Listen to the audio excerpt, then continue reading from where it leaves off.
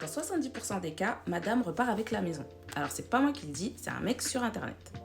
Madame a raison, mais elle a oublié de dire qu'en cas de divorce, 70% du temps, madame garde la maison, la voiture, les enfants, et donc oui, aujourd'hui, c'est donc un très mauvais investissement côté homme.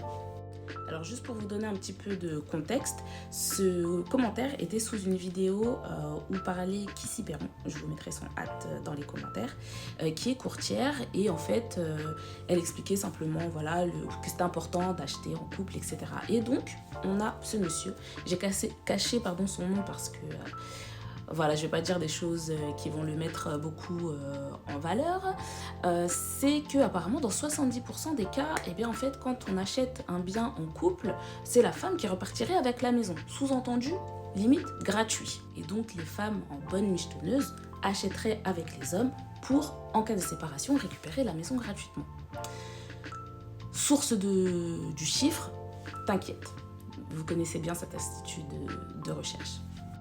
Donc au-delà du sous-entendu un tantinet misogyne, on voit que là on parle clairement de quelqu'un qui n'est jamais allé chez le notaire parce que c'est pas possible d'avoir signé un acte de propriété et de penser que dans le fait de divorcer, simplement la femme récupère la maison comme par magie. Et gratuitement bien entendu. Du coup, ce que je suis allée faire, c'est d'aller chercher les vrais chiffres.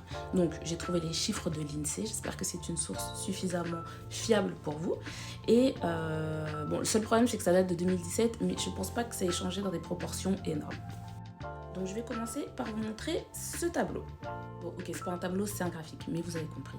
Donc, ce qui vous montre, c'est qui occupe le logement après 1 an de séparation jusqu'à 4 ans de séparation. Ce qu'on voit, c'est que dans 20% des cas, donc la petite zone en rose, plus aucun des deux ne vit dans le bien commun. Donc 5% des cas, ils sont coincés, apparemment ils vivent tous les deux encore ensemble dans le bien, donc c'est la partie en grise. Ensuite, on a la partie en jaune qui représente les femmes qui ont conservé le bien, à hauteur de 32%. Et enfin, en bleu, ceux qui récupèrent vraiment les biens, les hommes avec 43%. Maintenant, je vais vous montrer un autre tableau. On va se concentrer sur les gens qui sont propriétaires. Donc quand les gens sont propriétaires, c'est encore pire puisque c'est 46% des cas où ça va être l'homme qui va garder le bien. En même temps, c'est logique, rester dans le bien acheté en commun, ce n'est pas gratuit, contrairement à ce qu'a l'air de penser la personne qui a laissé ce commentaire-là. Donc, soit il faut être en capacité de racheter les parts de l'autre, donc souvent ça sera plus facile pour la personne qui gagne mieux sa vie et en majorité ça sera plutôt l'homme dans le couple, ou alors il faut payer un droit d'occupation. Et donc quand on paye un droit d'occupation, on ne récupère pas la maison en fait, c'est pas gratuit, c'est comme si on était locataire de sa propre maison.